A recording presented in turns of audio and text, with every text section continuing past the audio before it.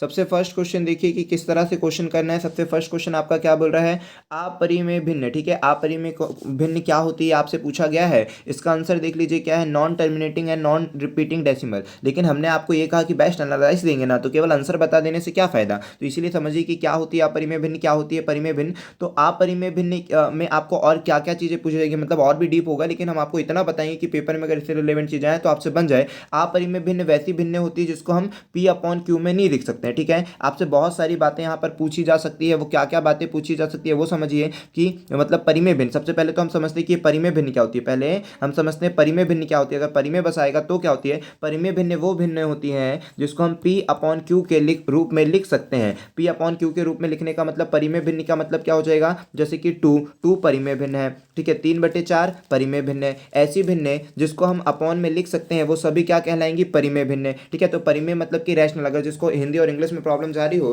तो हम आपको बता दें रैशनल और इररैशनल। पेपर में पूछा गया था इररैशनल और परिमेय का मतलब होता है रैशनल। तो सबसे पहले हम आपको परिमेय भिन्न या रैशनल भिन्न के बारे में प्रॉपर्टी बता रहे हैं कि जिसको हम पी अपॉन क्यू के रूप में लिख दें वो क्या कहलाती है, परिमेय भिन्न कहलाती है। जहां पर क्यू बराबर नहीं होना चाहिए जीरो, क्योंकि अगर क्यू जीरो के बराबर हो जाएगा तब तो ये वैल्यू इन्फिनाइट हो जाएगी ना। इसीलिए पी अपॉन क्यू में जिसे लिख सकते हैं वो परिमेय भिन्न कहलाती है। और Q not is equal to zero होना चाहिए, जैसे कि 2 परिमेय भिन्न है, 3/4 परिमेय भिन्न है। ठीक है, 2 भी है परिमेय भिन्न। क्यों है सर, क्योंकि इसको पी बटे क्यू में कहाँ लिख दिया आपने, तो लिख सकते हैं भाई 2 बटे में हम 1 लिख सकते हैं, इसीलिए परिमेय भिन्न हो जाएगी। मान लीजिए 5/4 है तो भी परिमेय भिन्न, चाहे ऊपर बड़ा हो छोटा उससे कोई मतलब नहीं है। जिसको भी हम पी अपॉन क्यू में लिख सकते हैं वो सभी परिमेय भिन्न हो जाती हैं। ठीक है, याद रखेंगे। और परिमेय भिन्न में क्या याद रखना है, ठीक है वो कर लीजिए कि और परिमेय भिन्न में क्या याद रखना है, केवल परिमेय है ना, रैशनल की बात करें, अपरिमेय की नहीं।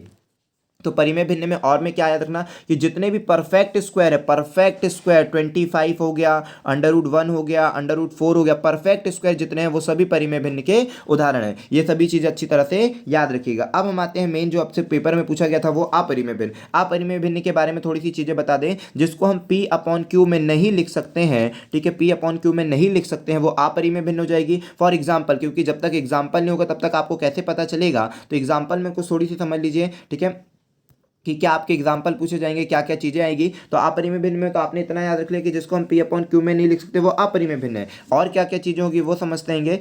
फॉर एग्जाम्पल, जैसे कि आपका दिया हुआ है 3 बटे, पहले तो 3 बटे क्या हो जाएगा, 3/4, ये तो आपका परिमेय हो गया, इसको नहीं रखते एग्जाम्पल में। ठीक है, और क्या बता देते हैं, ऐसी भिन्न। ठीक है, सबसे पहले याद रखेंगे वो सारे मान जो अपरिमेय है वो सभी मान किस में आ जाएगा, अपरिमेय में। √3, √2, √5, जितने भी नॉट परफेक्ट स्क्वायर हैं, जितने भी नॉट परफेक्ट स्क्वायर हैं वो सभी अपरिमेय के उदाहरण है। क्योंकि ये जो होती है ना, इसकी वैल्यू आप निर्धारित करते रहेंगे, इसकी बहुत वैल्यू होती है, शांत भी नहीं होती है वैल्यू। ठीक है, जितनी भी शांत दशमलव है वो सभी क्या कहलाती है, परिमेय भिन्न। जो शांत दशमलव, मान लीजिए कि आपका लिखा 2.25, तो ये क्या कहलाएगी, परिमेय। ठीक है, 2.36, 36, 36, 36, 36, तो ये क्या हो गई, देखिए इसको बोलते हैं शांत दशमलव। इसको कौन सी बोलते हैं, शांत दशमलव बोलते हैं, इसको बोलते हैं शांत दशमलव। और ये क्या कहलाती है, अशांत दशमलव। फिर से सुनिए, इसको हम बोलते हैं शांत दशमलव, इसको हम बोलते हैं अशांत दशमलव। देखिए ये है शांत दशमलव, ये है अशांत दशमलव, फिर भी ये क्या है, आपस में परिमेय है। शांत दशमलव है और अशांत दशमलव है, फिर भी परिमेय है। क्यों परिमेय है, समझिए, शांत दशमलव है और ये अशांत दशमलव है, फिर भी दोनों की दोनों परिमेय है, क्योंकि हम इसका बट्टे हटाकर अपॉन में 100 लिख सकते हैं। और ये अपरिमेय क्यों हो गई, ये तो अशांत दशमलव डैश डैश डैश डैश, इसको तो 36 और बढ़ता जाएगा, तो ये इसीलिए अशांत दशमलव है। वो समझा देते हैं कि भाई क्यों अशांत दशमलव है, क्योंकि ये रिपीटिशन वैल्यू है। ठीक है, ये किस लिए अशांत दशमलव है भाई, क्योंकि ये रिपीटिशन वैल्यू है। क्लियर हो रहा है कि नहीं हो रहा है, क्यों है भाई, क्योंकि ये रिपीटिशन वैल्यू है। ठीक है, 2.363636 हो रहा है, रिपीट हो रहा है, ये वैल्यू जो है ये रिपीट हो रही है 2.36 के ऊपर बार। और बार वाली चीजों को भी हम फ्रैक्शन में लिख सकते हैं। बार की प्रॉपर्टी हमने आपको बताई होगी कि बार को हटाकर किस तरह से फ्रैक्शन में लिखा जाता है, वो भी प्रॉपर्टी हमने बताई होगी। तो ये भले अशांत दशमलव है लेकिन ये रिपीटिशन हो रही ना, इसीलिए परिमेय का उदाहरण है। जबकि अपरिमेय में आपको लिखा है non terminating and non repeating. ठीक है, क्या लिखा हुआ है, non terminating and non repeating. ठीक है, तो ये अच्छे से आंसर याद रखिएगा कि नॉन टर्मिनेटिंग है, नॉन रिपीटिंग हो जाएगा। ठीक है, अशांत दशमलव होती है, कौन सी दशमलव होगी, हिंदी में अगर बोल दे तो ये होगी अशांत दशमलव। ठीक है, और अपुनरावृत्ति। ठीक है, मतलब नॉन रिपीटिंग का मतलब पुनरावृत्ति नहीं होगी। ठीक है, इसकी पुनरावृत्ति भी नहीं होगी, अपुनरावृत्ति बोल सकते हो। ठीक है, पुनरावृत्ति भी नहीं होगी इसकी, पुनरावृत्ति भी नहीं होगी और अशांत भी होगी। ठीक है, अशांत भी होगी और पुनरावृत्ति भी नहीं होगी। अशांत होने का मतलब ये हुआ 3.35353535, तो ये क्या होगी, अशांत हो गई। इसको केवल अशांत बोलोगे, क्या बोलोगे, केवल अशांत। बट लेकिन क्या होगा, ये रिपीटिशन हो रही है। ठीक है, ये रिपीटिशन हो रही है इसलिए ये परिमेय कहलाएगी। और जबकि अगर ऐसा हो जाए, ठीक है, वो अशांत तो थी लेकिन उसमें 353535 रिपीट करा था, तो वो केवल अशांत कहलाएगी, मतलब नॉन टर्मिनेटिंग कहलाएगी, नॉन रिपीटिंग नहीं कहलाएगी। वो रिपीट हो रही है इसलिए वो रिपीटिंग कहलाएगी। हमने आपको क्या बताया, नॉन रिपीटिंग। फॉर एग्जाम्पल 3.36473248, ठीक है, इस तरह की वैल्यू जो कभी रिपीट ही नहीं हो रही है, इसको बोलते हैं कि non terminating and non repeating. ना तो टर्मिनेट हो रही है, मतलब कि ना तो शांत हो रही है, ना ही रिपीट हो रही है, तो ऐसी वैल्यू को आप कहते हैं अपरिमेय भिन्न। तो आपके पेपर में बस इतनी सी बात आई थी कि अपरिमेय भिन्न किसको कहते हैं। अगर आपने पूरी प्रॉपर्टी पढ़ी है, जो भी हमने आपको सिखाया था पहले, वो सभी आपको बहुत फायदा करेगी ड्यूरिंग एग्जाम। ठीक है, अपरिमेय भिन्न क्या होती है, नॉन टर्मिनेटिंग नॉन रिपीटिंग, इसका मतलब होता है अशांत दशमलव। ठीक है, अशांत, अशांत व नॉन पुनरावृत्ति। नॉन पुनरावृत्ति को क्या बोले, अपुनरावृत्ति। जैसा भी हो कि पुनरावृत्ति नहीं होगी। ठीक है, पुनरावृत्ति नहीं होगी। फाइनली हम आपको ये बताना चाहते हैं कि पुनरावृत्ति नहीं होगी। ठीक है, ना ही उसकी पुनरावृत्ति होगी, ना ही वो अशांत होगा, मतलब चलते ही जाएगा चलते ही जाएगा, वो क्या हो जाएगा, अपरिमेय संख्या। और आपसे पेपर में क्या पूछ सकते हैं, आपसे ये पूछ सकता है कि बताइए पाई किस प्रकार की संख्या है। पाई का मान कितना होता है, जनरली बच्चों को याद होता है 22/7 होता है पाई का मान। पाई का मान होता है 3.14, ये बच्चों को याद रहता है। ठीक है, 3.14 बच्चों को याद रहता है और पाई का मान 22/7 रहता है, जबकि वास्तव में ये मान पाई के नहीं होते हैं। इसे केवल हम इसलिए लेते हैं ताकि क्वेश्चन को आसान कर पाए, क्वेश्चन को सॉल्व कर पाए। जब भी क्वेश्चन को सॉल्व करना होता है तो पाई की वैल्यू हम 3.14 लेते हैं और 22/7 लेते हैं। ये मान क्या कहलाएंगे, ये मान आपके परिमेय कहलाएंगे और ये मान आपका अपरिमेय कहलाएगा। ठीक है, तो कल को आपके पेपर में आता है कि पाई क्या है, तो पाई एक अपरिमेय संख्या है। क्या है भाई, ये अपरिमेय संख्या है, जबकि इसकी वैल्यू 22/7 और 3.14 ये परिमेय संख्या पर क्लिक कर देना। ठीक है,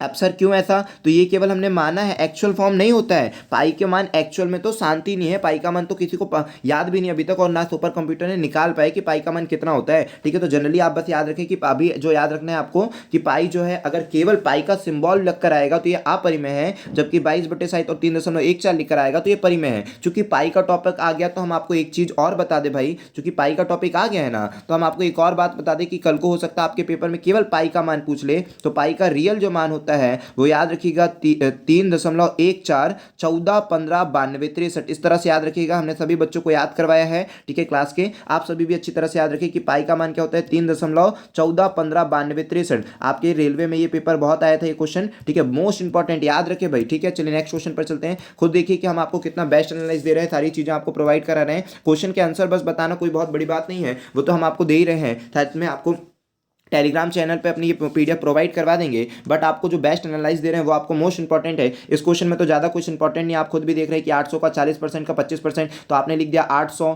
ठीक है, का 40%, ठीक है, 40% का 25% बटे में 100, तो 1/4 हो जाएगा। 00 से 00 4 से ये कट गया 10 बार में, 10 का इंटू 8 से हो गया 80, आपका राइट आंसर हो गया। चलते हैं नेक्स्ट क्वेश्चन पे भाई। नेक्स्ट क्वेश्चन में विषम भिन्न, तो देखिए यहाँ पर आपको क्या क्या चीज़ें सीखने को मिलती है। सबसे पहले तो आपको पता होना चाहिए कि भिन्न कितने प्रकार की होती है। एक भिन्न होती है सम भिन्न, जिसको बोलते हैं अपन प्रॉपर फ्रैक्शन। एक होती है विषम भिन्न, जिसको बोलते हैं अपन इम्प्रॉपर फ्रैक्शन। ठीक है, एक होती है सम भिन्न जिसको हम बोलते हैं प्रॉपर फ्रैक्शन, एक होती है विषम भिन्न जिसको हम बोलते हैं इम्प्रॉपर फ्रैक्शन, और एक होती है मिक्स भिन्न, मतलब कि मिश्रित भिन्न। ठीक है, जिसको हम बोलते हैं मिक्स फ्रैक्शन। क्लियर हुआ कि नहीं हुआ? सम भिन्न, प्रॉपर फ्रैक्शन, विषम भिन्न, इम्प्रॉपर फ्रैक्शन और मिश्रित भिन्न होती है जिसको हम मिक्स फ्रैक्शन बोलते हैं। तभी याद रखिए कि सम भिन्न का क्या होता है, अंश बड़ा, जैसे कि 2/3, सॉरी अंश बड़ा बोल दिया हमने, अंश छोटा। ठीक है, जैसे कि सम भिन्न को क्या बोलते हैं, 2/3 बोलते हैं। हम थोड़ा स्पीड में बोल रहे हैं क्योंकि हम हर एक चीज़ समझाएंगे तो वीडियो थोड़ी सी बड़ी हो जाएगी, उसको जितना शॉर्ट कर पाएं इसीलिए हम इतनी थोड़ी स्पीड से बोल रहे हैं। अगर आपको समझ में आ रहा है तो बहुत बढ़िया है, नहीं समझ में आ रहा है तो थोड़ी सी स्पीड कम कर लीजिएगा। ठीक है, चलिए, तो सम भिन्न क्या होता है? सम भिन्न वे भिन्न होती है, थोड़ा सा अच्छे से लिख दें ताकि आपको क्लियर हो पाए। ठीक है, सम भिन्न क्या होती है भाई? समभिन्न क्या होती है वो सारी चीज़ें कर लेते हैं। आपको समझाते हैं समभिन्न। सबसे पहले समभिन्न समभिन्न समभिन्न जिनका अंश छोटा हो, क्या होना चाहिए, अंश छोटा होना चाहिए। जैसे कि 2/3, ये समभिन्न का उदाहरण है। 3 अगर 2 हुआ तो नहीं भाई, ये नहीं। आपका जो ऊपर वाला नंबर है वो छोटे वाले नीचे वाले से छोटा होना चाहिए। जो अंश है वो हर से छोटा होना चाहिए। तो जिसका अंश छोटा है वो समभिन्न। इस तरह से याद रखिए प्रॉपर फ्रैक्शन। जिसका अंश बड़ा है, ठीक है, जिसका अंश बड़ा है वो विषम भिन्न। अंश बड़ा का मतलब जैसे 3/2, 3/2 हो जाएगा ना, तो ये क्या कहलाएगा, विषम भिन्न कहलाएगा। इसके बाद फिर मिक्स फ्रैक्शन क्या बताया सर, मिश्रित भिन्न आपने क्या बताया। तो याद रखिए मिश्रित भिन्न भी पेपरों में पूछा जाता है। मिश्रित भिन्न किसका उदाहरण है, तो मिश्रित भिन्न किसका उदाहरण है, मिश्रित भिन्न का मतलब जैसे हमने लिखा था ना 3/2, तो 3/2 को जब आप सॉल्व करोगे तो क्या आएगा, 1 सही 1/2। तो ये जो 1 सही 1/2 आया इसको आप बोलोगे मिश्रित भिन्न। इसको तो आपने बोला था विषम भिन्न, ठीक है, इसको आपने बोला था विषम भिन्न, लेकिन इसको सॉल्व करने पर ये जो आया इसको आप बोलोगे मिश्रित भिन्न। अब सर दोनों में डिफरेंस कैसे याद रखें, कि मिश्रित भिन्न और विषम भिन्न में अंतर कैसे याद रखें, क्या समझें, तो अगर इस फॉर्म पर मिलेगा तो मिश्रित भिन्न, इस फॉर्म पर मिलेगा तो विषम भिन्न, ठीक है। और ये भी याद रखना कि विषम भिन्न को मिश्रित भिन्न में चेंज किया जा सकता है। क्या याद रखना, विषम भिन्न को मिश्रित भिन्न में चेंज किया जा सकता है, मिश्रित भिन्न को विषम भिन्न में चेंज किया जा सकता है। ये सारी चीज़ आपको याद रखना है। इसके बाद और मोस्ट इंपॉर्टेंट चीज़ें क्या फैक्टर है वो हम आपको बता दें। कई बार हमने पेपरों में ये देखा है, आपसे पूछ लिया जाता है मिश्रित भिन्न किसका मिश्रण है, मिश्रित भिन्न किसका मिश्रण है। तो आप याद रखिए जैसे आपने बोला था ना 1 सही 1/2, तो ये 1 को क्या बोलना, पूर्णांक संख्या, ठीक है, पूर्ण संख्या, परिमेय संख्या, पूर्णांक संख्या, बहुत सारी चीजें देता है भाई। इसीलिए हम जितना चीज बता रहे सब मगअप होना चाहिए, कोई भी एक चीज मत बोलना, बहुत ज्यादा रिस्क हो जाता है। हो सकता है इस पेपर में काम ना आया, मतलब जितनी बता रहे वो सब तो काम आने ही आना है, मोस्ट इंपॉर्टेंट है, लेकिन कई ऐसे फैक्टर है जो इस पेपर में शायद ना आए, कोई फैक्टर, क्योंकि इतने सारे फैक्टर बता रहे हैं, लेकिन वो हर एक पेपर के लिए इंपॉर्टेंट है। मानकर चलिए अगर आप कॉम्पिटिशन से जुड़े हैं, आपको सरकारी नौकरी चाहिए है, आप इतना पढ़ाई कर रहे हैं, तो एक भी चीज आपको फॉरगेट नहीं होना है, पूर्णांक और परिमेय संख्या, ठीक है। याद रखना अगर आपसे पूछा जाएगा कि मिश्रित भिन्न किसका उदाहरण है, तो याद रखिएगा पूर्णांक प्लस परिमेय संख्या का योग। मिश्रित भिन्न किसका उदाहरण है, पूर्णांक, ठीक है, यहां लिखा होगा पूर्ण संख्या, पूर्णांक संख्या, प्राकृत संख्या, तो आपको याद रखना पूर्णांक प्लस परिमेय संख्या का योग, ठीक है। आई होप कि इतना आपके लिए इनफ होगा एक्सप्लेनेशन। अब आते हैं डायरेक्टली आंसर पर कि विषम भिन्न क्या होती है। तो विषम भिन्न हमने कहा जिसका अंश बड़ा होता है वो विषम भिन्न, जिसका अंश छोटा होता है, अगर अंश जो है वो अगर छोटा है, ठीक है, हर से, मतलब वो तो बता दिए ना, अगर अंश छोटा है तो वो होती है समभिन्न, और अगर अंश बड़ा है तो वो होती है विषम भिन्न, ठीक है। अंश छोटा है तो समभिन्न, अंश बड़ा है तो विषम भिन्न, ठीक है। जैसे भी आपको याद रखना है भाई, ठीक है, फॉरगेट नहीं होना, इतनी छोटी छोटी सी बात है, हमने आपको पहले भी कई बार बताया है।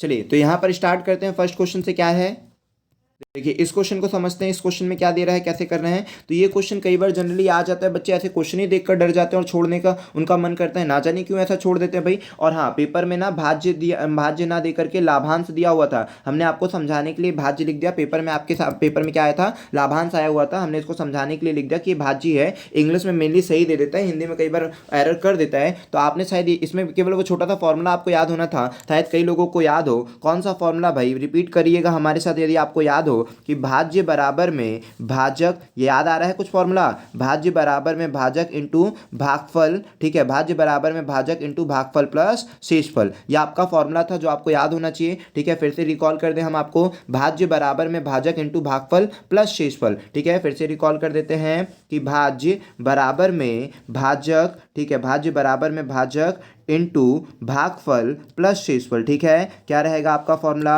भाज्य बराबर में भाजक इंटू भागफल प्लस शेषफल, ये आपका फॉर्मूला है, ठीक है। इतना सा बस आपको फॉर्मूला याद होना था, तो बस वही चीजें मान आपने रख दिए। भाज्य क्या दिया है भाई, भाज्य आपका है fx, तो भाज्य को ही लाभांश दिया हुआ था पेपर में, याद रखेंगे। तो भाज्य बराबर में क्या रहेगा, तो देख लीजिए अपन ने वही क्या है ना, जिस तरह से आपको दिया था कि भाज्य बराबर में भागफल इंटू वो वाला, वही कॉन्सेप्ट लगा है कि नहीं। भाज्य, तो भाज्य कितना है fx, तो fx बराबर में भागफल कितना है qx इंटू भाजक मतलब px, तो px प्लस शेषफल, तो प्लस शेषफल मतलब वो पूरा वैल्यू पुट कर दिया और बस आपका आंसर आ गया, और कुछ भी अलग से नहीं दिया था। तो बस इतना सा दिमाग लगाना था, आपका आंसर आपके सामने था। चलते हैं नेक्स्ट क्वेश्चन पर। अभी चलते हैं नेक्स्ट क्वेश्चन पर, इस पर समझते हैं क्या हुआ था। देखिए ए बी मतलब दो संख्याओं का अनुपात दे दिया 2:3, और बी तथा सी का अनुपात दे दिया 4:5। ये तो कितनी बार आपने सीखा है, आपने लिख दिया होगा ए बी सी, ए का अनुपात दिया है 2:3 और बी सी का दिया है 4 और 5। आपको चाहिए ए बी सी का रेशो, तो ए का इससे गुणा कर दिया 4 दूनी 8, फिर 3 चौको 12 और फिर 3 पंजे 15, तो आपका रेशो आ गया कितना 8, 12 और 15। ये तो आपसे बहुत आता है, इसलिए हम इसको ज़्यादा एक्सप्लेनेशन नहीं करते, ये आपको बन जाएगा। चलते हैं नेक्स्ट क्वेश्चन पर। चलिए इस क्वेश्चन को देखिए, बेलन की त्रिज्या व ऊंचाई, ठीक है, हमने क्वेश्चन थोड़ा सा मतलब इनकम्प्लीट सा लिखा होगा, मतलब थोड़ी वोकेबलरी थोड़ी कमी उमी हो गई होगी, तो आई होप कि आपको उससे ज़्यादा डाउट नहीं होगा, आपको सारी चीज़ें क्लियर हो रही होगी। ठीक है, यहाँ पर क्या लिखा हुआ है हमने कि बेलन की त्रिज्या व ऊंचाई क्रमशः 7 व 11 है, तो इसके पार्श्व पार्श्व पृष्ठ का क्षेत्रफल है ना, पार्श्व पृष्ठ का क्षेत्रफल तथा संपूर्ण वक्र पृष्ठ का क्षेत्रफल, ठीक है, पार्श्व पृष्ठ का क्षेत्रफल तथा संपूर्ण वक्र पृष्ठ का क्षेत्रफल। तो बेलन का देखिए, बेलन का बहुत पेपर में आ रहा है, मतलब कि आपको मेंसुरेशन में कई लोग एडवांस नाम से आपको डरा रहे हैं, भाई आपको डरना नहीं है, सारे फॉर्मूले जितने मेंसुरेशन के वो याद रखिए, समीकरण की प्रॉपर्टी याद रखिए, कोज्योमेट्री की जो बातें हमने आपको बताई है वो याद रखें, और अच्छी तरह से पेपर देकर आइए सारे पढ़कर। तो देखिए बेलन की त्रिज्या दिया है, बेलन की ऊंचाई दिया है, इसके पार्श्व वक्र पृष्ठ का क्षेत्रफल, संपूर्ण वक्र पृष्ठ का क्षेत्रफल दिया हुआ है 11:18, ठीक है, सॉरी हमने तो ये आंसर ही बता दिया 11:18 क्या है वो समझो पहले, ठीक है। तो बेलन के वक्र पृष्ठ का पार्श्व पृष्ठ का क्षेत्रफल होता है 2πr(h), ठीक है। अगर आपसे पूछा जाता है कि इसके पृष्ठीय क्षेत्रफल बताइए तो 2πr(h), जबकि संपूर्ण पृष्ठीय क्षेत्रफल है ना, पार्श्व पृष्ठ हो जाएगा पृष्ठीय क्षेत्रफल, तो उसका होता है 2πr(h), जबकि संपूर्ण पृष्ठ क्षेत्रफल होता है 2πr(r+h). बेलन के संपूर्ण पृष्ठ का क्षेत्रफल होता है 2πr(r+h), और जबकि वक्र पृष्ठ का क्षेत्रफल होता है 2πr(h). तो दोनों के फॉर्मूले आपको अच्छी तरह से याद होना चाहिए कि वक्र पृष्ठ का क्षेत्रफल होता है 2πr(h) और संपूर्ण पृष्ठ का क्षेत्रफल होता है 2πr(r+h). ये दोनों ही फॉर्मूले अगर आपको याद है तो आपका क्वेश्चन बन जाता, मतलब ये क्वेश्चन केवल फॉर्मूले के खेल का था। चलिए, तो इसका आपको पूछा अनुपात, तो देखिए अनुपात हमने लगा दिया, अनुपात लगाने के बाद थोड़ा अच्छे से लिख दे ताकि साफ सफाई से आपको थोड़ा सा ज़्यादा समझ में आए, ठीक है, थोड़ा अच्छे से समझ में आ जाए। यहाँ पर कर देते हैं आपके लिए, ठीक है, ओके, यहाँ पर क्वेश्चन को सेट करते हैं और अब आपके लिए फॉर्मूला लिख देते हैं। देखिए पार्श्व पृष्ठ का क्षेत्रफल आपने लिखा था 2πr(h) और ठीक है ये h लिख दिया था, उसके बाद अनुपात लगाया है 2πr(r+h), ठीक है ना। अब देखिए काम मतलब कितना आसान क्वेश्चन आ रहा है, 2πr कैंसिल कर दिया तो यहाँ पर बचा h और यहाँ पर बचा r+h, तो h का मान कितना है 11, h का मान ऊंचाई का जो मान है वो 11 है, और r+h बचा है, तो जब r 7 और h 11 को जब आप जोड़ देंगे, जब इन दोनों को जोड़ देंगे तो कितना आएगा 18, तो आपने उन दोनों को जोड़ कर लिख दिया। देखिए फॉर्मूला बस याद होता तो कितनी फट से आपसे आंसर बन जाता। चलते हैं नेक्स्ट क्वेश्चन पर, यहाँ पर आ जाइए। ये क्वेश्चन किस तरह से क्या समझा रहा है, ये क्वेश्चन आपसे क्या पूछना चाहता है वो देखते हैं। देखिए इतना आसान क्वेश्चन, बस हमने आपको इक्वेशन सॉल्व करना भी सिखाया था कैसे क्या है, हालांकि आप इक्वेशन सॉल्व करना नहीं भी जानते हैं तो भी आप इसका उत्तर देना समझ जाएंगे किस तरह से। सबसे पहले तो समझो कि समीकरण के शून्यांक के बारे में पूछा। शून्यांक क्या होता है? शून्यांक जैसे आप लास्ट में फैक्टराइज नहीं करते हैं, x-2 into x+3 is equal to 0, ठीक है, 0 कर देते हो, ठीक है, x-3 into x+2 is equal to 0, तो इसकी तुलना शून्य से कर देना, इसकी तुलना शून्य से कर देने को ही शून्यांक कहा जाता है। x-2 बराबर में 0 और x+3 बराबर में 0 कर देने का मतलब ही शून्यांक कहा जाता है, जिससे आप x का मान निकाल लेते हैं,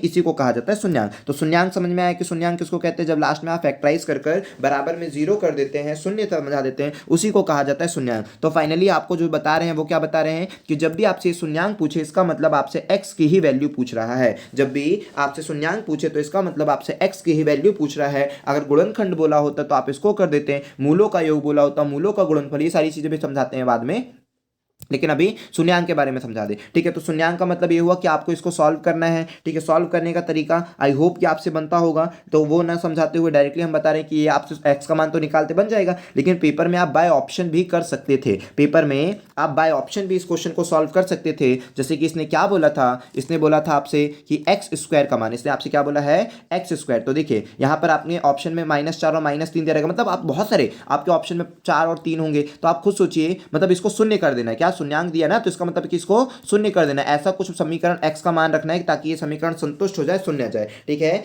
x का ऐसा कुछ मान रखो ताकि समीकरण शून्य हो जाए, ठीक है, याद रखेंगे। तो ऑप्शन में हम उठाएंगे x का -4 उठा के रख देंगे, तो -4 का स्क्वायर, देखिए है ना, हम इसे शून्य बनाएंगे तो हम ऑप्शन से 4 को उठा देते हैं, -4 जो भी ऑप्शन में रहेगा फटाफट उठाकर रख देना। यह चीज याद से आनी चाहिए। अगर नहीं आती तो भाई समीकरण को सॉल्व कर दो, x² प्लस 5 कितना रखना चाहते हो 7 है ना, तो 4 और 3 रख दो, ठीक है। आप इसको जब समीकरण को फैक्टराइज करोगे तो लिख देना x² प्लस 4 प्लस 3 एक्स, ठीक है। हम सॉल्व करके भी दिखा दे रहे हैं, लेकिन आपको डायरेक्टली भी बता रहे हैं जो वो करना। तो इसमें से आपने एक्स स्क्वायर प्लस 4x लिख दिया, फिर प्लस 3x प्लस 4 लिख दिया, ठीक है, प्लस 12 लिख दिया, सॉरी 12 लिख देना। फिर इसमें से निकालना x को कॉमन, तो अंदर बचेगा x प्लस 4, इसमें से निकालना 3 को कॉमन, तो अंदर बचेगा x प्लस 4, ठीक है। तो यहाँ पर देखिए एक आपका कॉमन आ जाएगा x प्लस 4 और एक कॉमन आ जाएगा x प्लस 3 और इज इक्वल टू 0 लेकर चलना है, is equal to 0 is equal to 0 is equal to 0 आपको साथ में लेकर चलना है। तो ये अब आपने इसको शून्यांक की तुलना कर दी, तो यहाँ पर जो x का मान आएगा वो एक आ जाएगा नेगेटिव का 4 और एक आ जाएगा नेगेटिव का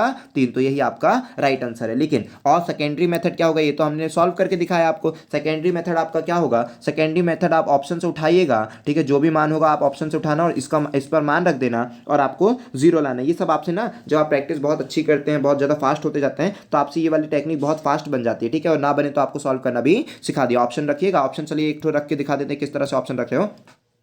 सपोज आपने -4 रखा, तो -4 का स्क्वायर करोगे तो 16, ठीक है। यहाँ पर -4 रखोगे तो -7 को 28 और प्लस 12। अब खुद ही देखो कि 12 और 16 को जब ऐड करोगे तो 28 होगा, 28 से 28 कट गया, 0 आ गया, बहुत बढ़िया, संतुष्ट हो गया। -3 रखते हैं, तो -3 का स्क्वायर करेंगे तो 9, -3 9 तिया सॉरी 7 तिया 21, तो ये 21 और प्लस का 12, मतलब -3 आपने x का मान रख दिया। तो जब 12 और 9 को जोड़ेगे तो 21 हो जाएगा और 21 प्लस में और 21 माइनस में फिर 0 हो जाएगा, तो ये भी संतुष्ट हो गया। मतलब कि option number A B C D जो भी होगा इसने संतुष्ट कर दिया, ठीक है। इस तरह से आप सभी को कर सकते हो। इसमें और क्या आता है पेपर में वो समझिए। इसी का कई बार ना पूछ लेता है मूल बताइए, ठीक है। शून्यांक का मतलब 0 बता देना। मूल का मतलब होता है अल्फा और बीटा का मान, ठीक है। मूल भी क्या होता है, शून्यांक हो गया, इसी को मूल भी बोल सकता है। किसके मूल बताइए, तो मूल भी यही होते हैं, ठीक है। मूल भी क्या होते हैं, मूल को भी यही बोलते हैं। जो शून्यांक बोला है इसी को आपको मूल भी बोल सकता है कि मूल बताइए। तो मूल होते हैं अल्फा प्लस बीटा, मतलब जनरली हम अल्फा और बीटा से डिनोट कर देते हैं मूल का भी आंसर यही देना है कि एक्स के कितने मान है भाई, दोनों का, ठीक है। मूलों का भी आपको यही देना है कि मूल क्या होता है, ठीक है। और अगर शून्यांक बोलेगा तो भी, समीकरण का हल बोलेगा तो भी यही उत्तर। क्या क्या बोलेगा भाई, मूल ज्ञात करो यही उत्तर, समीकरण का हल ज्ञात करो तो यही उत्तर, शून्यांक ज्ञात करो तो यही उत्तर, मतलब कि x के मान को ही ऐसी सारी चीजें बोलता है। और क्या क्या पूछ सकता है आपसे, ये पूछ सकता है कि x का गुणांक बताओ। क्या पूछ सकता है बताइए, मतलब समीकरण से बनने वाले सारे क्वेश्चनों को इंक्लूड करने की कोशिश करें। बोलेगा x का गुणांक बताओ, तो देखना x के गुणे में क्या है, तो x के गुणे में क्या था, 7 है तो 7 बोल देना। अगर यहाँ पर -7x होता तो -7 हो जाता, मतलब नेगेटिव में तो नेगेटिव और पॉजिटिव में तो पॉजिटिव, x का गुणांक। जबकि एक्स स्क्वायर के गुणांक में भी ऐसे ही करना है। यहां पर देखना, अगर कुछ नहीं है तो एक, कुछ नहीं है तो एक, अगर कुछ है तो वो लिख देना, ठीक है। तो ये सारी चीजें भाई हम कोशिश करें एक भी चीज आपने तरह छूटे तो वो सारी चीजें हम आपको प्रोवाइड करा दे रहे हैं। फिर कई बार आपसे क्या पेपर में पूछ लेते हैं, ये तो हो गया गुणांक की बात। कई बार पूछेगा कि समीकरण की कोटि बताओ, तो कोटि का मतलब होता है एक्स की मैक्सिमम घात, ठीक है। कोटि का मतलब क्या होता है, एक्स की मैक्सिमम घात, जितने भी वेरिएबल्स हैं उसकी मैक्सिमम पावर्स होती हैं, ठीक है। तो अभी यहाँ पर समझिए, उतना ज्यादा डीप समझाने का हमारे पास वो नहीं है कि भाई आपको समझा पाए, वीडियो बहुत ही ज्यादा लंबी हो जाएगी, इसलिए उतनी ज़्यादा लंबी नहीं करना चाहते हैं, जितना हो सके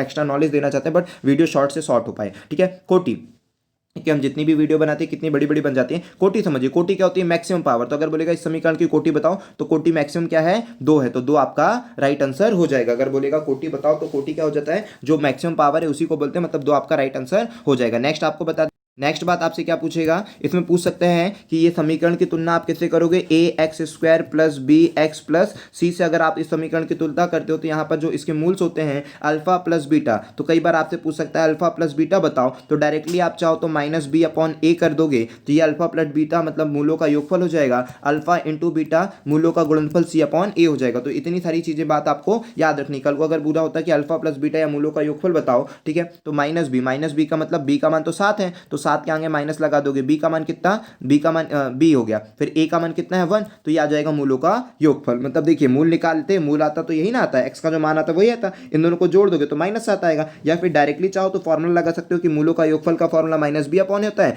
मूलों का गुणनफल का फॉर्मूला c/a होता है। ये तब करिएगा जब डायरेक्टली आपसे मूलों का योगफल और मूलों का गुणनफल पूछा होगा। मूलों का गुणनफल पूछा है तो अल्फा प्लस बीटा -b/a, मतलब आपको मूल निकालने की जरूरत नहीं होती, डायरेक्टली आप यहाँ पर देखकर ही मूलों का योगफल और मूलों का गुणनफल बता देते हो, ठीक है। ये चीज के लिए, वरना अगर मूल निकालने को बोला तो आपको x का मान निकालना, शून्यांक निकालने को बोला तो x का मान निकालना, हल करने को बोला है तो x का मान निकालना है। डायरेक्टली कभी मूलों का योगफल और मूलों का गुणनफल बोल दे तो फॉर्मूला लगा देना -b/a c/a, और कौन है a कौन है b कौन है c हमने आपको बता दिया है। चलते हैं नेक्स्ट क्वेश्चन पर, ठीक है। जितनी चीजें बनने वाली है पेपर में फ्यूचर में सभी चीजें हमने आपको प्रोवाइड करा दी। चलते हैं नेक्स्ट वीडियो पे, मतलब नेक्स्ट क्वेश्चन पर भाई। अब देखिए कितनी सी चीज़ पूछा हुआ था, श्रेणी श्रेणी पूर्ण करो ये बोला था। तो आप देखिए पूरी सीरीज आप पहले खुद ही से आंसर ढूंढा करें, ठीक है, आंसर मत देख लिया करें, हम आपको आंसर दिखा रहे हैं बट देखना नहीं है, ठीक है। यहाँ देखिए कितने का अंतर है, 12 का अंतर, यहाँ देखिए 13 का अंतर है, यहाँ देखिए 14 का अंतर है, यहाँ 15 का अंतर होगा, यहाँ 16 का अंतर होगा। समझ जाइए जब सीरीज आपकी देख रही है तो यहाँ पर 16 का अंतर होगा, और 16 के अंतर में क्या होगा, 74 में 6 जोड़े 80 और 10 जोड़े तो 90 आपका राइट आंसर हो जाएगा। चलते हैं नेक्स्ट क्वेश्चन पर, ठीक है। सीरीज आई हो आपको समझ में आ गई होगी। चलते हैं नेक्स्ट वीडियो पर, मतलब नेक्स्ट क्वेश्चन पर। चलिए यहाँ ये इस क्वेश्चन को पढ़िए, अच्छी तरह से पढ़िए भाई, और आंसर देख लीजिए, आंसर याद कर लीजिए, समझिए, लेकिन समझना बहुत जरूरी है। तो सबसे पहले तो हम आपको बता दें कि मूल क्या होता है, निर्देशांक क्या होता है। ये कोजियोमेट्री का क्वेश्चन है, और निश्चित मानिए 100% श्योर है कि हर एक शिफ्ट में आपको क्वेश्चन देखने को मिलेगा। इस लेसन से हर एक शिफ्ट में आपको क्वेश्चन देखने को मिलेगा, 100% श्योर। 100 को कर दीजिए 1000%, जितने परसेंट लगाना हो, जितने जीरो लगाना हो लगा लीजिए। हर एक शिफ्ट में ये क्वेश्चन आपको जरूर देखने को मिलेगा। हमने 2015 के सेट में ऐसे क्वेश्चन बहुत सारे करवाए हैं, आपको जितना हो सका समझाएं, और बहुत सारी वीडियो प्रोवाइड किए हैं, ठीक है। वो सारी भी, अगर आपके पास समय, आपके पास बहुत मतलब कुछ समय बाद ही पेपर है, तो आप 2015 की सारी वीडियो देख सकते हैं, या फिर कोजियोमेट्री के टॉपिक को उठाकर आप जो भी बुक है आपके पास उससे एनालाइज कर सकते हैं, उसकी थोड़ी बेसिक चीज़ें जानकारी, मतलब ऐसा कुछ डीप ज़्यादा नहीं पूछा, लेकिन बेसिक बेसिक ही चीज़ें, जब तक आपने पढ़ा नहीं तो वो बेसिक भी आपसे क्या बनेगा। चलिए यहाँ समझिए, ठीक है। तो जितनी भी 2015 की वीडियो हमने डाली हुई है वो आप सब देख लीजिए, या फिर कोजियोमेट्री उठाकर थोड़ा सा पढ़ लीजिए, ठीक है, क्योंकि प्रीवियस ईयर भी साथ में आपका इंक्लूड हो जाएगा 2015 की वीडियो देखने पे, और आपको समझ में भी जाएगा कि कोजियोमेट्री के कैसे कैसे क्वेश्चन पूछे जाते थे, ठीक है, और पूछे गए हैं। तो यहाँ पर समझिए कि अभी क्या क्या चीज़ें। सबसे पहले तो इस चीज़ को बोलते हैं, ये इसको बोलते हैं एक्स अक्ष, इसको बोलते हैं वाई अक्ष, ठीक है। कल को आपसे पूछ सकता है कि एक्स और वाई में भुज क्या होता है, कोटि क्या होता है, तो इसको आप बोलते हैं भुज, जिसको बोलते हैं एब्सिसा, और ठीक है, और इसको बोलते हैं वाई को कोटि, ठीक है। बहुत सारी चीज़ें होती है भाई इसमें, ठीक है। तो इसको बोलते हैं एक्स अक्ष और वाई अक्ष। हमने 2015 में बहुत मेहनत करी, बहुत सारी चीज़ें आपको समझाई, सारी चीज़ें एक एक चीज़ प्रोवाइड करवाई है कि किसको क्या चीज़ बोलते हैं, कैसे कैसे करना, सारी चीज़ें प्रोवाइड करें। अगेन बता दे रहे हैं क्योंकि पेपर आपका नियरली, अगर आपका कल ही परसों पेपर है तो फिर ये चीज़ें रिकॉल नहीं हो पाएगी, आप कहाँ जाएंगे 2015 के पेपर देखने हमारे, ठीक है। लेकिन अगर आपका समय है आपके पास तो जरूर देखिए, वो आपको बहुत फायदा करने वाले, क्योंकि पेपर वो उस समय 2015 में बहुत अच्छा आया हुआ था, ठीक है। चलिए यहाँ पर समझते हैं कि भुज और कोटि के बारे में, उसमें क्योंकि समीकरण ये सारी चीज़ें ही मैक्सिमम ज़्यादा आई थी, और सभी चीज़ें हमने आपको प्रोवाइड करवाई है। तो भुज और कोटि क्या होता है, तो पहली वाली चीज़ों को आप भुज बोलते हैं, दूसरी वाली चीज़ों को कोटि बोलते हैं। एक्स के मान को भुज बोलते हैं, वाई के मान को कोटि बोलते हैं, याद रखिएगा। इस चीज़ को क्या बोलते हैं, जो एकदम सेंटर पर होता है, इसका मूल बिंदु। कभी आपसे पूछेगा कि मूल बिंदु के निर्देशांक क्या होते हैं, तो 0 0, ठीक है। पेपर में क्या क्या चीज़ें नहीं पूछी जा सकती है पहले वो समझते हैं, पेपर में जो जो चीज़ें नहीं पूछी जा सकती है उसको बताते हैं, ठीक है। नई का मतलब यहाँ पर हम आपको प्रोवाइड करा देते हैं क्या क्या चीज़ें मूल बिंदु से पूछी जा सकती है, मूल बिंदु के निर्देशांकों से पूछी जा सकती है, वो सारी चीज़ें हम आपको प्रोवाइड करा दें। सबसे पहले तो निर्देशांक क्या होता है वो समझिए, इसको आप बोलते हो एक्स अक्ष, और इसको आप बोलते हो क्या, वाई अक्ष। कई लोगों को हमने पहले पढ़ा दिया है, एक्स अक्ष बोलते हैं और वाई अक्ष बोलते हैं, ठीक है। और इसको क्या बोलते हैं आप, मूल बिंदु। आपसे क्या क्या पेपर में पूछा जा सकता है पहले वो बताते हैं। कई बार आपसे पूछ सकता है मूल बिंदु के निर्देशांक, तो याद रखिए कि मूल बिंदु के निर्देशांक 0 0 होते हैं, ठीक है। इतना याद रख लिया आपने, मूल बिंदु के निर्देशांक 0 0 होते हैं। बिंदुओं के निर्देशांक कैसे लिखते हैं आप वो समझते हैं। तो सबसे पहले आप मूल बिंदुओं के जब भी निर्देशांक लिखते हैं तो लिखते हैं एक्स और वाई, जिसमें एक्स को आप क्या बोलते हैं और वाई को क्या बोलते हैं, तो वो याद रखिए। एक्स को आप बोलते हो कोटि, और इंग्लिश में क्या बोलते हो, एब्सिसा, ठीक है। एक्स को क्या बोलते हो, कोटि, और इंग्लिश में बोलते हो एब्सिसा। और भुज, ओहो सॉरी सॉरी सॉरी, है ना, कोटि बोल दिया हमने, ठीक है। तो क्या बोलेंगे, एक्स को बोलते हैं, जल्दीबाजी में थोड़ा सा हो जा रहा है, ठीक है। एक्स को क्या बोलते हैं, भुज, ठीक है। एक्स को क्या बोलते हैं, भुज, और फिर क्या बोलते हैं, इसको बोलते हैं एब्सिसा, ठीक है। इंग्लिश में बोलते हैं एब्सिसा और हिंदी में बोलते हैं भुज, ठीक है। और वाई को क्या बोलते हैं, कोटि, वाई को क्या बोलते हैं, कोटि, और इसको बोलते हैं ऑर्डिनेट, ठीक है। क्या बोलते हैं, ऑर्डिनेट और कोटि। कैसे याद रखोगे वो भी हम आपको करा दे रहे हैं, मतलब हर एक चीज़ प्रोवाइड करें, बस आप अच्छी तरह से मेहनत करें भाई, बहुत अच्छे नंबर आने चाहिए। एक भी नंबर कम हुआ तो बहुत दुख लगेगा हमको, ठीक है। तो भुज, भुज कैसे याद रखना, सबसे पहले अब भुज का मतलब क्या होता है, हाथ, और कोटि का मतलब जो कोटि पहनते हो वो याद रखो, ठीक है। भुज का मतलब होता है हाथ, और कोटि का मतलब जो कोटि पहनते हो। तो सबसे पहले आपके पास हाथ होना चाहिए तभी ना कोटि पहन पाओगे भाई, सबसे पहले आपके पास हाथ होना चाहिए तभी कोटि पहनोगे। तो याद रखना कि जो एक्स की वैल्यू होती है वो क्या होती है, भुज, पहले हाथ होगी तभी ना कोटि पहनोगे। तो एक्स की वैल्यू होगी भुज, और वाई की वैल्यू को आप कोटि कहेंगे। और इंग्लिश मीडियम वाले याद रखो कैसे, ठीक है। हिंदी मीडियम वालों को समझ में आ गया कि पहले भुजा होगी, पहले हाथ होगा तभी ना आप कोटि पहनोगे। तो पहली वाली होगी भुज और दूसरी वाली होगी कोटि, ठीक है। आई होप कि आपको ये रिमेंबर हो गया। अब चलते हैं इंग्लिश मीडियम वालों के लिए। तो इंग्लिश मीडियम वाले जब भी आप ABCD पढ़ते हो तो पहले ए आता है कि पहले ओ आता है, तो आप खुद भी कहोगे कि पहले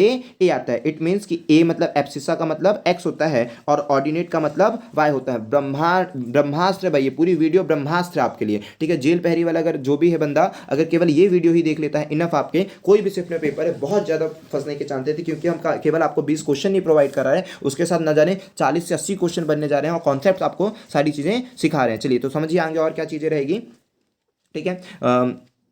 अब आपको क्या बता दें यहाँ पर, मान लीजिए कल को आपसे ये पूछता है कि बिंदु, ठीक है, पहले तो क्वेश्चन कैसे आएंगे सर, ये बिंदु एब्सिसा वाले समझाइए, बिंदु -3 और 2, बिंदु -3 और 2, पहले और सिखा दे भाई, और एक और चीज़ सिखा दें, दूरी का वाले का कॉन्सेप्ट बता दें कि बिंदु के दूरी का क्या रहेगा कॉन्सेप्ट। देखिए आपसे कई बार ये पूछ सकता है कि बिंदु P x y कोई भी निर्देशांक दे देगा, बोलेगा x अक्ष से दूरी बताओ, क्या बोलेगा, x अक्ष से दूरी बताओ इसकी, कि x अक्ष से दूरी कितनी है, y अक्ष से दूरी कितनी है, ठीक है, x अक्ष से दूरी पूछ लेगा, y अक्ष से दूरी पूछेगा। सबसे पहले तो याद रखिए कि दूरी हमेशा क्या होती है, पॉजिटिव होती है, दूरी हमेशा क्या होती है, पॉजिटिव। तो चाहे ये नेगेटिव हो चाहे ये नेगेटिव, हमको उससे कोई मतलब नहीं, अगर दूरी पूछा है तो हमको हमेशा पॉजिटिव में उत्तर देना है। अब भी से याद रखिए, अगर दूरी पूछा है तो हमको हमेशा पॉजिटिव में उत्तर देना है। अब आते हैं कि x अक्ष से दूरी पूछ रहा है, तो x अक्ष से दूरी का मतलब क्या हो जाएगा, जब भी आपसे बोलेगा दूरी है ना, एब्सिसा ऑर्डिनेट नहीं बोल रहा है, x अक्ष से दूरी, तो जब भी x अक्ष से दूरी बोलेगा तो y का आंसर देना, और y अक्ष से दूरी बोलेगा तो x का। इतना ज्यादा टाइम नहीं कि हम आपको डीप समझा पाए, वरना और ज्यादा डीप समझाते हैं, लेकिन कोई बात नहीं, आप रिमेंबर रखिए, इतना आपके लिए इनफ है। कभी बोलेगा x अक्ष से दूरी तो आप y जो भी नंबर लिखा है वो दे देना,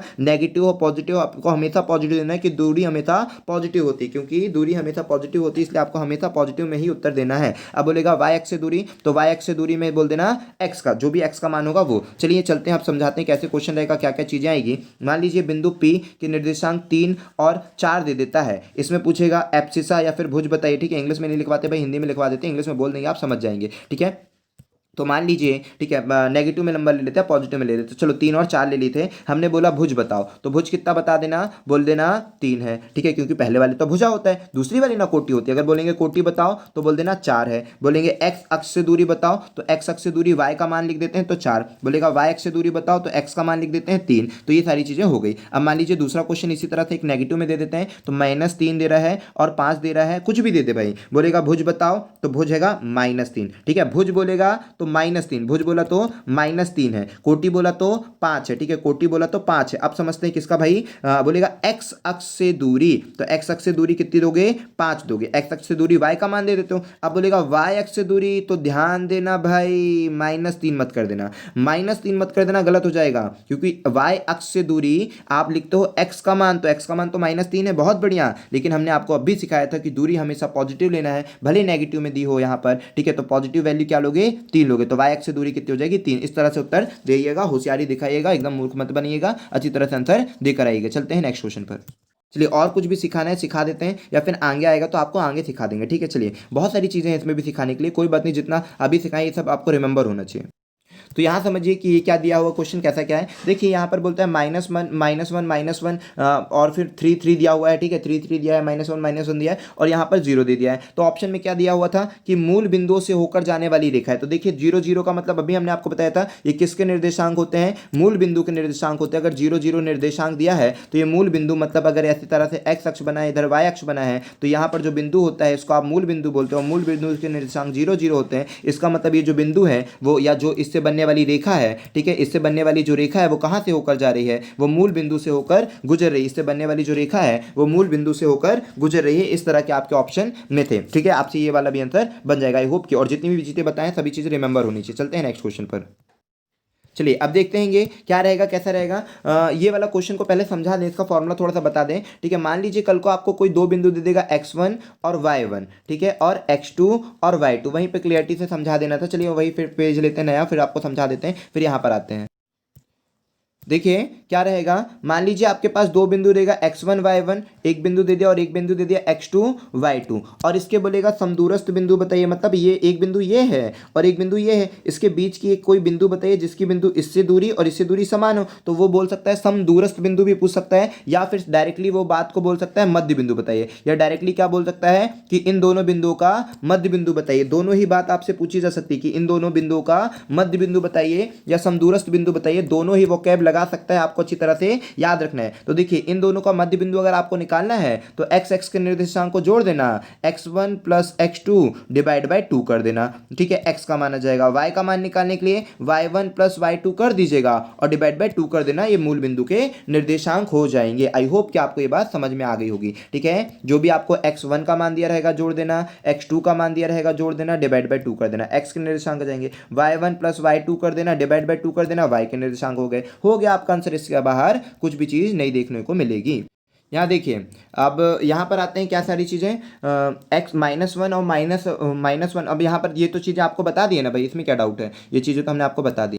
चलिए इसको समझते हैं कि ये क्या क्वेश्चन है। तो बोलता है कि इन दोनों का मध्य बिंदु निकालने को, क्या बोला भाई, इन दोनों का आपको मध्य बिंदु निकालने को बोला है। कैसे निकालना है वो समझा देते हैं। देखिए इन दोनों का मध्य बिंदु कैसे निकालोगे आप, बोलता है बिंदु 2 और 0 तथा माइनस माइनस 8 और 0 का मध्य बिंदु बताइए। तो मध्य बिंदु अभी हमने आपको सिखाया था कि इन दोनों को जोड़ दो, तो दोनों को जोड़ोगे -2 और -8 को जोड़ोगे तो आ जाएगा -6। ठीक है, रेड पेन को देखना है, ये वाला डैश को मत चले जाना, -6 हो जाएगा। और डिवाइड बाय 2 करने को बोले थे, फिर 0 और 0 को जोड़ोगे तो 0 आएगा, डिवाइड बाय 2 करोगे तो जब ये काट दोगे तो आएगा -3 और 0 को 2 से भाग दोगे तो आएगा 0। तो इसका जो निर्देशांक आ गया वो कितना आ गया, -3 और 0। ये आपका राइट आंसर हो गया। आई होप कि आप मध्य बिंदु भी निकालना सीख चुके होंगे। फिर नेक्स्ट क्वेश्चन पर चलते, ये क्या बोला, इतना आसान क्वेश्चन आया था बच्चों, जैसे इस क्वेश्चन को तो ना भी करवाएं तो भी चलेगा, फिर भी करवा दे रहे हैं। 85 का 20% का मतलब गुणा 20% का मतलब 100, 20 एकम 20, 20 पंजे 100। ये उन बच्चों के लिए भाई जो एकदम ही नए होंगे, कई बच्चे भी तो ऐसे हैं जो एकदम नए होंगे। ठीक है, 20 एकम 20, 20 पंजे 100, तो फिर 5 एकम 5, 5 सत्ते 35, 17। तो ठीक है, इसका आंसर कितना हो जाएगा, 17। चलते हैं नेक्स्ट क्वेश्चन पर भाई। पर यहाँ पर जनरली क्या होता है, बच्चे यहाँ ये कंफ्यूज हो जाता है कि आखिर पूछ क्या लिया। ठीक है, तो कुछ भी नहीं पूछा, केवल सॉल्व करने को बोला है। फिर वहां पर कुछ भी आपको ऑप्शन में देगा, आप देखिएगा कि जो भी आपका आंसर आया वो अकॉर्डिंग टू ऑप्शन है कि नहीं है, क्योंकि कुछ भी दे सकते हैं ना, जरूरी थोड़ी ना वाई का मान। वहां तो वाई का मान पूछा था तो ठीक है, लेकिन मान लीजिए वाई का मान नहीं पूछा होता, ए का मान, बी का मान, कुछ और पूछा होता तो कैसे उत्तर देते। तो 2 एकम 2, 2 दूनी 4, तो वाई का क्रॉस मल्टीप्लाई करोगे तो वाई का इससे हो जाएगा, तो वाई एकम वाई हो जाएगा, और 2 का जब इस पूरे से मल्टीप्लाई होगा तो 2a - 2 हो जाएगा। तो यही ऑप्शन में था, तो यही आंसर टिक कर देना था आपको। लेकिन मान लीजिए अगर इसके अलावा कोई और ऑप्शन में होता, ठीक है, इसके अलावा कुछ और ऑप्शन में होता तो आप क्या करते। ठीक है, ए का मान दिया होता तो ए का मान कैसे निकालते, हर एक चीज भी तो ऑप्शन में दे सकता है। तो मान लीजिए अगर ए का मान होता तो कैसे निकालते, वो निकलवा देते हैं। ठीक है, वाई की वैल्यू तो ये बिल्कुल सही है। अब ए का मान होता तो ए का मान होता तो ये प्लस में हो जाता, तो ये हो जाता वाई +2 और डिवाइडेड बाय 2, ये हो जाता ए का मान। इस तरह से ए का मान होता है, या ए का मान ऐसा भी दे सकता रहा कि Y divided by 2, Y divided by 2 +1, कुछ भी तरीका दे सकता है भाई, किसी भी तरीके से सॉल्व कर सकता है। आप सभी से रिमेंबर रखिए, कुछ भी पूछा आपसे बनना चाहिए, कुछ भी पूछ लें। बात हैं इस क्वेश्चन पर। इस क्वेश्चन पर देखिए, ये क्वेश्चन है जनरली जैसे ही बच्चा देखा थैला में हरी गेंद सफेद गेंद, ना जाने प्रायिकता लगाने लगता है, समझ जाता है प्रायिकता का क्वेश्चन है, बाप रे बनेगा ही नहीं। कितने मतलब आसान आसान क्वेश्चनों को आप इस तरह से छोड़ आएंगे तो हमें बड़ा खेद होगा कि मतलब पूरी मेहनत व्यर्थ चली गई। आपको देखो क्वेश्चन क्या बोलता है कि एक थैले में 13 हरी गेंद और 7 सफेद गेंद, हालांकि प्रायिकता भी होगा तो भी हमने आपको सिखाया कि किस तरह से प्रायिकता के भी क्वेश्चन को करना है। लेकिन समझिए तो कि प्रायिकता का क्वेश्चन है कि भी नहीं है। बोलता है एक थैले में 13 हरी गेंद है और 7 सफेद गेंदे हैं, तो हरी गेंद और कुल गेंदों का अनुपात, देखिए बात पढ़िए अच्छी तरह से, हरी गेंद और कुल गेंदों का अनुपात बताना था। तो भाई कुल गेंद कितनी है, 13 हरी गेंद और 7 सफेद गेंद है, इसका मतलब कुल गेंद है 13 + 7 20, कुल गेंद है 20, और किसका अनुपात बताना था, हरी गेंद का। तो हरी गेंद 13 पहले जो बोला था उसको लिख दो, हरी गेंद बोला था, हरी गेंद पूछा था 13 लिख दिया, अनुपात बताना था अनुपात लगा दिए, कुल गेंद बोला था तो कुल गेंद 13 और 7 कितनी हो गई, 20 गेंद। मतलब इतने आसान क्वेश्चन को आप प्रायिकता समझकर वहां पर उसमें फंस जाओगे तो दिक्कत है। तो भाई जो भी पूछा आपसे बनना चाहिए, किसी चीज में भी कोई परेशानी नहीं होनी चाहिए। जो भी पूछ ले, अगर प्रायिकता ही पूछ लिया होता, मान लीजिए भाई अगर मान लो प्रायिकता का ही शौक है तो प्रायिकता पूछ लेता, तो हम इसमें प्रायिकता का एक क्वेश्चन बना दे रहे हैं और प्रायिकता के क्वेश्चन से आपको एक्सप्लेनेशन कर दे रहे हैं कि एक थैले में 13 हरी 7 गेंदें हैं, तो ठीक है, ये हरी गेंदों और कुल गेंदों का अनुपात अगर ना दिया होता, ठीक है, इसको काट दो, हरी गेंदों कुल गेंदों का अनुपात ना दिया होता, एक थैले में 13 हरी गेंदे और 7 सफेदे गेंदे हैं, तो जिनमें से क्या बोलेगा, जिनमें से, ठीक है, जिनमें से एक गेंद को यादृच्छिकता निकाला जाता है, एक गेंद को यादृच्छिकता निकाला जाता है। अब एक गेंद को यादृच्छिकता निकाला, कुछ भी पूछ सकता है, बोलेगा उसके हरी होने की प्रायिकता बताओ। तो हरी होने की प्रायिकता कैसे लिख देना, कितनी गेंद थी, 13 और 7 कितनी गेंद थी, 20, तो 20 C1, चूंकि C1 का मान हमने बताया वही आएगा तो नीचे लिख देना 20। और हरी गेंद पूछा है कि हरी गेंद कितनी है, तो हरी गेंद कितनी थी, अगर एक गेंद को याद रखते हैं, यहां पर ये नहीं पूछा है ना कि कुल उल का नहीं पूछा, मतलब कि अनुपात पूछा था। ठीक है, यहां पर बोलेगा एक गेंद निकालो हरी होने की प्रायिकता, तो 13 लिख देना, 13C1, तो 13C1 का मतलब NC1 का मान 13 ही होगा, तो 13/20 ये आपका हरी गेंद का आंसर हो गया। मान लीजिए अगर यही बोला होता कि एक गेंद को यादृच्छिकता निकाला जाता उसके सफेद होने की प्रायिकता, तो ऊपर लिखते 7C1, क्योंकि एक ही गेंद निकाले और पूरी गेंद थी 20C1, तो नीचे लिखते हैं कुल परिणाम और ऊपर लिखते हैं कुल संभव परिणाम। तो हरी सफेद गेंद केवल एक थी, तो 7 में से एक गेंद निकल सकती, कुल गेंद 20 थी तो 20 में से एक गेंद लिखेगी, तो 7/20 आपका आंसर हो जाता। कल को ये क्वेश्चन पूछ सकता है कि एक गेंद को यादृच्छता निकाला जाता है उसके हरी या सफेद होने की प्रायिकता, ठीक है, हरी या सफेद होने की। तो हमने बताया कि या का मतलब आपको क्या करना है, या, और मैस का मतलब और मैस का मतलब और बताया था, और या का मतलब, दोनों का मतलब हमने आपको समझाया कि या का और का मतलब क्या होता है। तो या का मतलब होता है भाई, या का मतलब क्या होगा, या का मतलब मैथ्स में जनरली और का मतलब होता है जोड़, लेकिन यहां पर और का मतलब गुणा, प्रायिकता में और का मतलब गुणा और या का मतलब होता है जोड़। तो कल को आपसे क्वेश्चन कैसे पूछेगा कि बताइए कि हमने 20 गेंदों में से दो गेंद, अब कौन कितनी गेंद निकाल रहे हैं, दो गेंदों को यादृच्छता निकाला जाता है, तो नीचे लिखना 20C2, क्योंकि दो गेंद निकाल रहे हो तो 20C2, और ऊपर क्या लग देना 13, एक के हरी होने के कंडीशन देगा, दो गेंदों को निकाला गया है, एक के हरी या एक के हरी और क्या बोलेगा, एक हरी और एक सफेद होने की प्रायिकता, ठीक है, एक हरी और एक सफेद होने की प्रायिकता बताओ। तो हरी एक तो 13C1 प्लस, और बोला है तो और का मतलब इनटू, और बोला है तो और का मतलब इनटू, हमने ये बता दिया, और बोला है तो और का मतलब इनटू, पहले ही आपको बताया प्रॉपर्टी में प्रायिकता में। फिर बोलता है और एक सफेद, तो और एक सफेद, तो 7 में से एक सफेद आ जाएगी, ये कर देना। अगर ये बोलेगा कि दो गेंदों को यादृच्छता निकाला जाता है, एक गेंद हरी और एक गेंद सफेद होने की प्रायिकता बताओ, तो आपका आंसर इस तरह से दे देना है। कल को अगर ये बोल देगा या, एक या की कंडीशन करवा दें, बोलेगा कि आपने दो गेंदों को एक गेंद को निकाला, ठीक है, एक गेंद को निकाल दिया भाई, पहले एक गेंद हरी होने की प्रायिकता बताए, फिर दूसरा क्वेश्चन बताए एक गेंद सफेद होने की प्रायिकता, फिर तीसरा क्वेश्चन बताएं कि दो गेंदों को निकाला गया है, ठीक है, दो में से एक हरी और एक सफेद होने की प्रायिकता का अंतर बता दी, किस तरह से सॉल्व करना है। फिर तीसरा क्वेश्चन हम और करवा दे रहे हैं कि अगर प्रायिकता का क्वेश्चन आता है तो कि दो गेंदों को अब यहां पर एक गेंद को निकलवा रहे हैं ना, तो एक गेंद तो लिखना नीचे 20 में से एक गेंद निकली, ठीक है, कुल प्रायिकता नीचे लिखते हैं,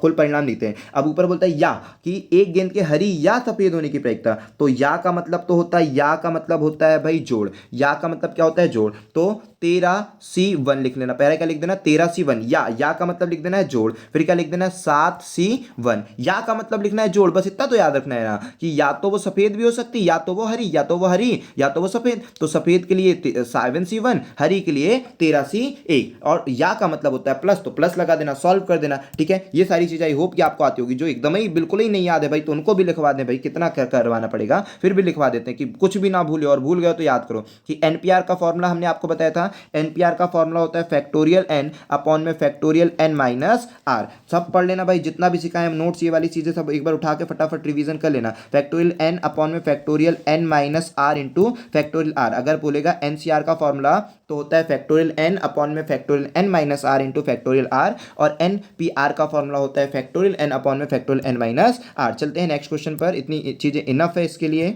इस क्वेश्चन को देखिए, क्वेश्चन पे क्या करना है, ये क्वेश्चन तो आपको केवल सॉल्व करने के लिए था, 2/5 दिया था, 5 में 25 और 1 26 हो जाएगा, तो ये हो गया 2/5 और ये हो गया 26/5, तो आपने क्या कर दिया 26 दूनी 52 हो जाएगा, तो 52/25 आपका राइट आंसर। चलते हैं नेक्स्ट क्वेश्चन पर।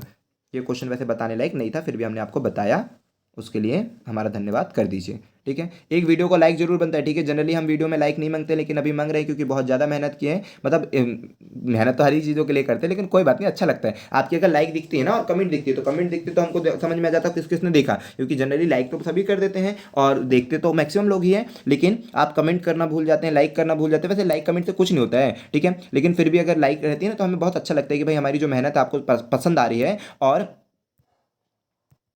ठीक है, और हमें ये जो लाइक्स है ना वो इंस्पायर करती है कि वो चीज़ें, हालांकि ऐसा कुछ नहीं है, हम तो आपके लिए जरूर लाएंगे, जब भी हमारा मन होगा कि आपको देना है कुछ चीज़ें प्रोवाइड करनी है जो आपके लिए मोस्ट इंपॉर्टेंट है, वो जरूर प्रोवाइड करेंगे, लेकिन लाइक से थोड़ी एनर्जी आती भी, मतलब अच्छा लगता है यार, समझा करो ना, बहुत अच्छा लगता है, ठीक है। उसके बाद कमेंट भी जरूर कर दिया करो, अच्छा लगेगा, ठीक है। यहाँ पर आते हैं कि क्या कैसा रहेगा, जो भी कमेंट हो, कमेंट में जरूरी नहीं कि अच्छा ही लिखना हो, आप अपनी मत पे लिख सकते हैं भाई, जो भी आपको पसंद हो, जिस चीज़ों पे आपको चाहिए होगी, हाँ, अगर सेपरेट वीडियो चाहिए हो वो चीज़ें हम अपनी तरफ से पूरी कोशिश करेंगे कि आपके लिए समय निकाल कर वीडियो बनाएं, ठीक है, सभी चीज़ें। ओके, अभी समझते हैं, इस पर क्वेश्चन पर आते हैं, मतलब याद रखिएगा लाइक कर देना है और कमेंट भी करना है, ठीक है, कमेंट भी बहुत अच्छी अच्छी कुछ पढ़कर हमारा इतना मन खुश हो जाए, हम आपके लिए नेक्स्ट वीडियो फिर से लेकर आए। चलो आते हैं क्वेश्चन पर। तो गांव की जनसंख्या का मतलब ऐसा कुछ नहीं भाई, समय मिलेगा तो जरूर लाएंगे, बाकी कोई दिक्कत नहीं। और हाँ, याद रखें कि जिसकी सीट में भी जो भी क्वेश्चन आएगा, आप हमारे व्हाट्सअप नंबर 877, हालांकि ये नंबर दिया हुआ, ये नंबर दिया होगा, दिख रहा होगा वाटर मार्क में, तो भी लिख लीजिए 877, ठीक है, 04677128, ठीक है, ये हमारा व्हाट्सअप नंबर है। आप इस पर मैसेज करके अपने क्वेश्चंस को शेयर कर सकते हैं कि आपके पेपर में क्या आया था, जो भी चीज़ आपके डाउट हो आप पूछ सकते हैं, ठीक है। अगेन लिख लीजिए 87704677128, ठीक है। इस नंबर पर आप अपने जो भी आपके पेपर में व्हाट्सअप क्वेश्चन आए हैं वो जरूर शेयर करें, ठीक है। 87704677128, फिर से रिकॉल कर दे रहे हैं, ठीक है, चलिए ओके। जिस तरह से आप लाभान्वित हो रहे हैं और लोगों को भी कोशिश करें कि लाभान्वित हो। ऐसा कुछ नहीं होता है कि कम ज़्यादा नंबर वो नहीं होने वाला, ठीक है, क्योंकि जिसने जितनी तैयारी करा उतनी होगा, लेकिन कुछ एक आध नंबर भी अगर इंक्रीज हो जाए तो देखिए समझिए ना, एक दूसरे की मदद करिए, ठीक है, मदद करने से आप लोग भी आगे आएंगे। चलो यहाँ पर आते हैं भाई, गाँव की जनसंख्या का 96% निकालने पर इतना आता है। परफेक्ट क्वेश्चन तो नहीं मिल पाया, लेकिन हमने पूरी कोशिश करें कि बेस्ट से बेस्ट चीज़ें दें, एकदम क्वेश्चन की फ्रेम पर बना कर दें आपको, और A to Z आप मानकर चलिए कि आज की जो शिफ्ट में A to Z इससे बाहर का एक भी क्वेश्चन आपको नहीं देखने को मिलेगा। यही क्वेश्चन आए थे पूरे, ठीक है, कोई भी चीज़ अलग क्वेश्चन है, कोई भी कॉपी क्वेश्चन है, कोई भी कुछ नहीं, सेम टू डाटा आटा सब सेम है बिल्कुल, ठीक है। गांव की जनसंख्या का 96% निकालने पर इतना आता है, तो कुल जनसंख्या ज्ञात करो, ठीक है। तो गांव की जनसंख्या का 96% ना, तो बोल रहा है कि 96, इसका मतलब ये बताना चाहता है कि जो 96%, तुरंत सेकेंडों में सॉल्व करो, ना जाने बच्चा कितना टाइम लगाता है भाई, क्या पता क्या क्या चीज़ जमाता है, क्या करने लगता है, ठीक है, बहुत ज़्यादा टाइम लगाता है। तो आपको समझना है कि बोलता है गाँव की जनसंख्या का 96%, तो आप कैसे जमाएंगे इस क्वेश्चन को, बताना कि गाँव की जनसंख्या का 96%, गांव की जनसंख्या का 96%, तो कैसे जमा हो गया आप यहाँ पर, ये पेन क्यों नहीं अच्छा हो गया है, ओके 96 का, ठीक है, जो 96 गांव की जनसंख्या का जो प्रतिशत निकाला, तो जो 96% है ना, वो इसके बराबर देना चाहते हैं। और हम हमेशा आपको क्लास में भी समझाते हैं, और हमेशा जितनी भी वीडियो हमने समझाए 2015-18 के पेपर समझाए हैं, तो हर बार हमने बराबर करना सिखाया। अगर आपने 15-18 की ही वीडियो देखा है तो आई होप कि आप ये मेथड सीख चुके होंगे कि 96 जो परसेंट है वो है 23040 के बराबर, और आपको क्या निकालना है 100% बराबर, ये इंटू लगाते लेकिन बराबर बोलते, तो आई होप कि ये चीज़ समझ चुके होंगे। तो 96 इस पूरे को काट देना, तो कितना आएगा 240 आ जाएगा, और जब इसका मल्टीप्लाई करोगे तो आपका आंसर हो जाएगा 24000, आपका राइट आंसर हो जाएगा। चलते हैं नेक्स्ट क्वेश्चन पर, ठीक है, आप इस पूरे को देख लीजिए, आई होप कि आप ये एक्सप्लेनेशन समझ चुके होंगे।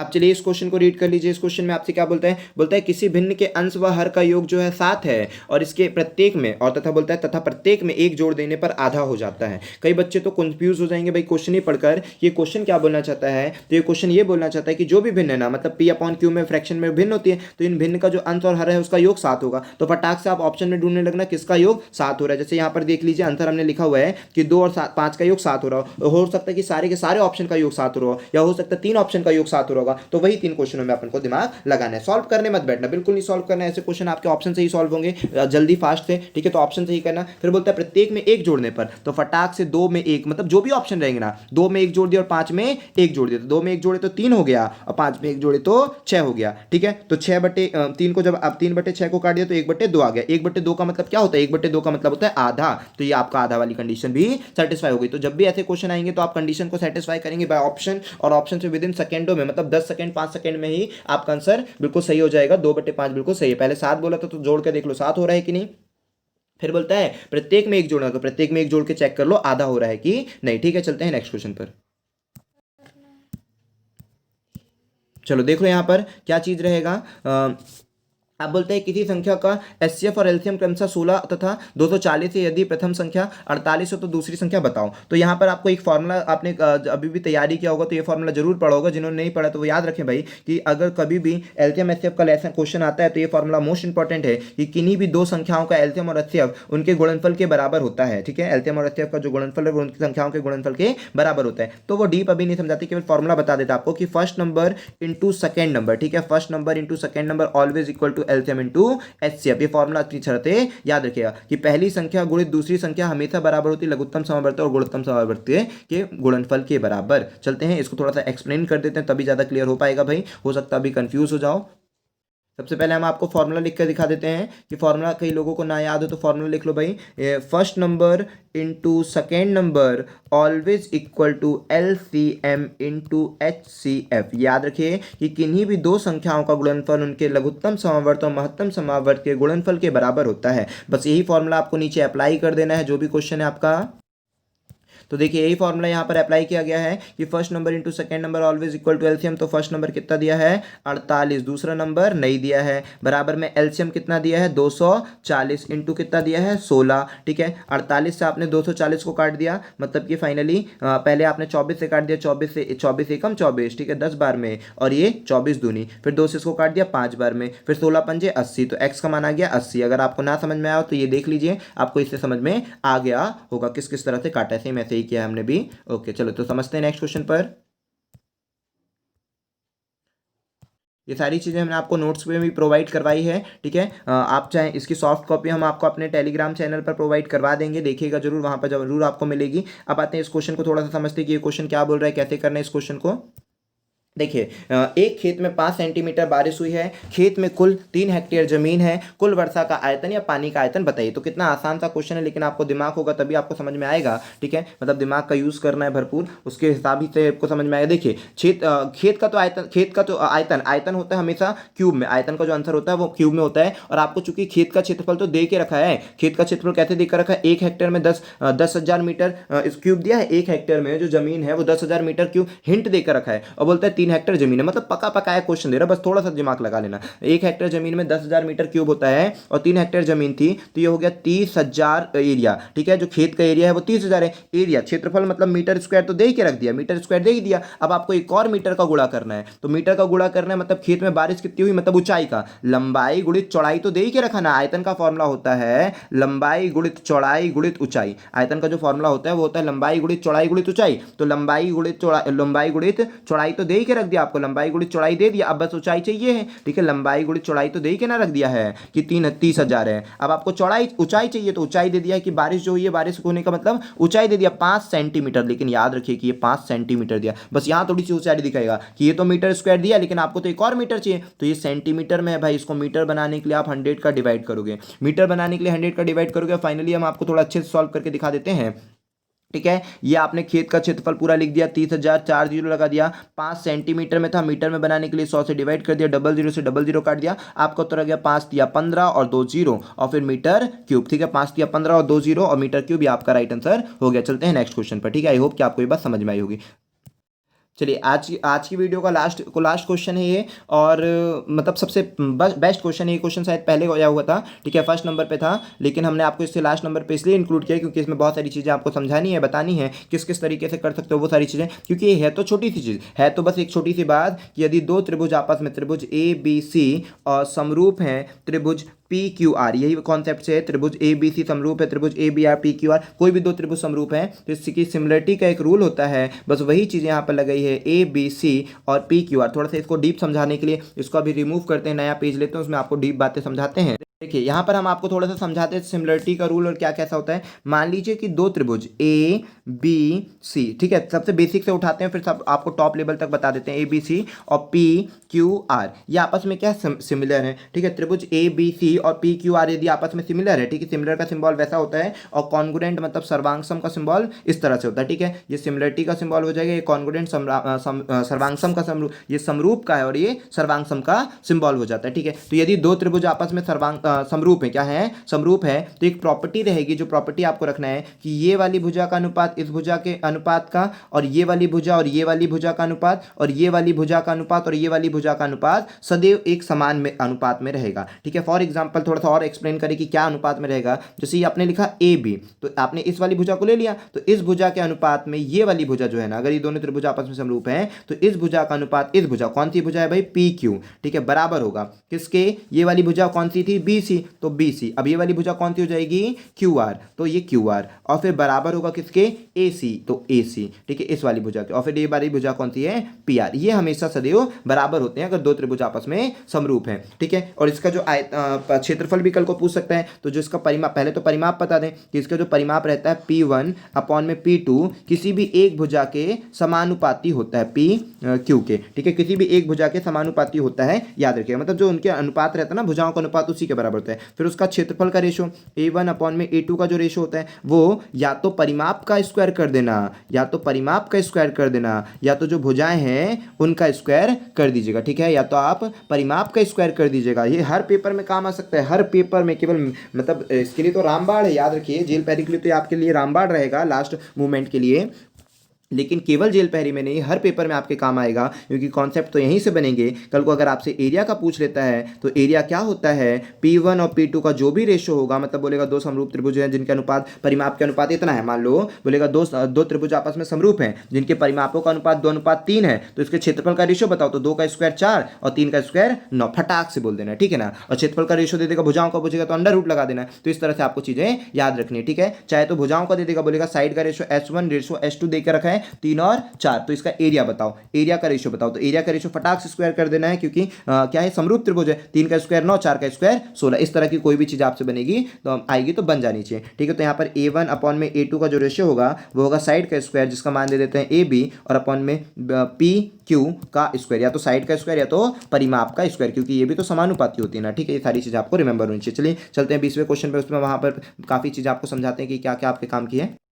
चलिए अब देखते हैं क्या करना है। ये लास्ट क्वेश्चन आपका है ना, ये सारी चीज़ें हमने आपको बता दी। देखिए यहाँ पर जो आपके लिए बेस्ट पड़ेगा ना, तो बेस्ट जो टेक्निक हम बता रहे हैं वो आपको ज़्यादा बेस्ट पड़ेगी, क्योंकि अकॉर्डिंग टू ऑप्शन। यहाँ पर पहले जो बोल रहा है वो समझा दें। बोलता है त्रिभुज ABC में 2 बिंदु, पहले क्वेश्चन रीड करके सुना दे। अगर क्लियरिटी ना दिख रही हो तो अपने पिक्सल को थोड़ा सा हाई कर लो, 360 पर चले जाओ 240 से, ठीक है, ताकि और क्लियर हो जाए, क्योंकि ये थोड़ी सी ऐसी डम राइटिंग में लिख दिए, थोड़ा सा प्रॉब्लम आ सकती है आपको समझने में, लेकिन हम रीड कर देना है ताकि ना जाए। त्रिभुज ABC में 2 बिंदु, ठीक है, त्रिभुज ABC में दो बिंदु डी व ई क्रमशः ए बी व ए सी पर तथा डी ई समांतर है बी सी, तो असत्य बताओ। ठीक है, क्या बोलता है, त्रिभुज ए बी सी में 2 बिंदु डी व ई हैं जो क्रमशः ए बी व ए सी पर समांतर है, ए बी व ए सी पर है, तथा डी ई समांतर है बी सी, तो असत्य बताओ। ये क्या बोलना चाहता है वो समझते हैं कि त्रिभुज ए बी सी, तो बना देते हैं त्रिभुज ए बी सी पर 2 बिंदु डी व ई, ए बी व ए सी पर है क्रमशः,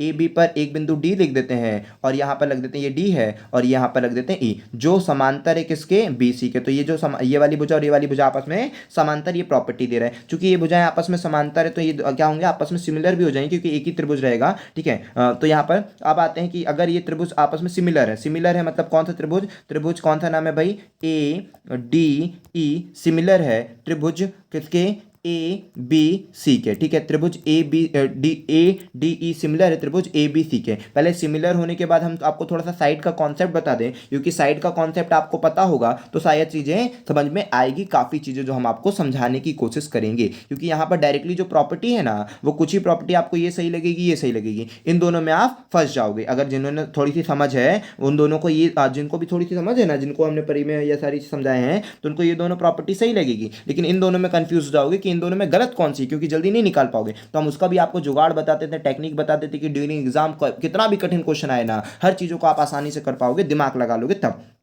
ठीक है, क्योंकि कितनी प्रॉपर्टी आप याद रख पाओगे, कितनी सारी चीज़ें, लेकिन जो दिमाग है वो जरूर लगाओगे भाई। जो भगवान ने हमें दिया है उसका भरपूर यूज हमको करते आना चाहिए। तो देखिए अभी हमने आपको बताया कौन कौन से त्रिभुज समरूप थे, ए डी ई समरूप था ए बी सी के। ठीक है, एक छोटा वाला और एक बड़ा वाला ना था, तो वो दोनों आपस में समरूप थे। तो समरूप थे तो पहले कुछ कॉन्सेप्ट सिखा दें, उसके बाद हम आपको मान पुटिंग करना सिखाएंगे। क्या चीज़ें जो आप सिखाना चाहते हैं, जो आपको ब्रह्मास्त्र देना चाह रहे हैं, वो चीज़ों को समझो। कि अपन ने एक त्रिभुज बना दिया, क्या एक छोटा सा त्रिभुज बना दे रहे हैं ए बी सी, और उसका नाम यहाँ पर डी और ई रख दिए। ठीक, डी रख दिए। अब आपको पता है कि यहाँ पर किस किस का अनुपात बराबर होगा, ए डी अनुपात होगा ए बी के, ए डी का अनुपात बराबर होना चाहिए ए डी के, और ए ई का अनुपात जो होना चाहिए वो ए सी के बराबर होना चाहिए। ठीक है, ये सारी चीजें। इसके बाद हमने आपको बताया था क्या, ये चीजें तो हो गई ना, ए डी, और फिर डी ई का जो अनुपात है वो बी सी के अनुपात में होना चाहिए, अनुपात में होना चाहिए। मान लीजिए अगर ये एक अनुपात 2 आ रहा है ना, तो ये भी 1 अनुपात 2 होगा, ये भी 1 अनुपात 2 होगा, लेकिन ऐसा जरूरी नहीं कि ये 1 होगा और ये भी 1 होगा,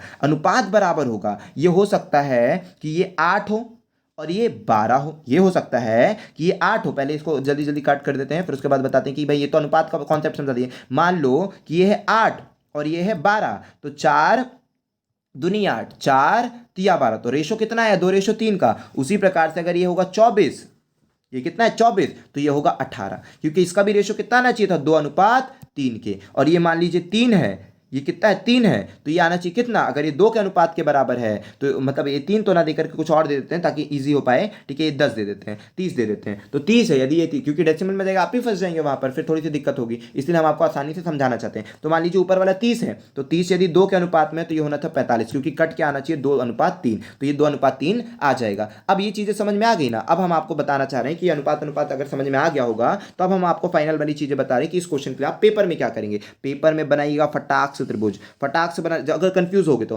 फटाक से बनाना त्रिभुज, जिसका नाम रख देना एबीसी, थोड़ा सा बड़ा त्रिभुज बना देते हैं ताकि आपको और क्लियरिटी से समझा पाए। जितना बेस्ट हो सके ना हम कोशिश ये करें आपको तो अच्छी तरह से समझा पाए। ठीक है, तो यहां पर आ जाएगा ये, तो यहां पर लिख देते हैं ए, यहां लिख देते हैं बी और यहां लिख देते हैं सी। ठीक है, ये आपने लिख दिया ए बी सी डी, और यहां पर आपने लिख दिया डी और ई, लिख दिया ना। अब हम मान लेते हैं इसको 2, इस पूरे को माने हैं 2 या फिर 1 मान लो, जो आपको मानना हो मान लो। तो इसको मान लिए 1 और इसको मान लिए 2, ठीक है, इसको मान लिए 1 और इसको मान लिए 2। तो अब 1 के रिस्पेक्ट में ना, अब इसको 1 माने हैं तो इसको कितना मान लेते हैं भाई, अनुपात बराबर ना होगा तो इसको मान लिए 1, तो ये पूरा कितना हो गया 3, ये पूरा कितना हो गया 3। अब इसको हम मान लेते हैं अपने मन से कितना, 1:2, इसको मान लेते हैं 2।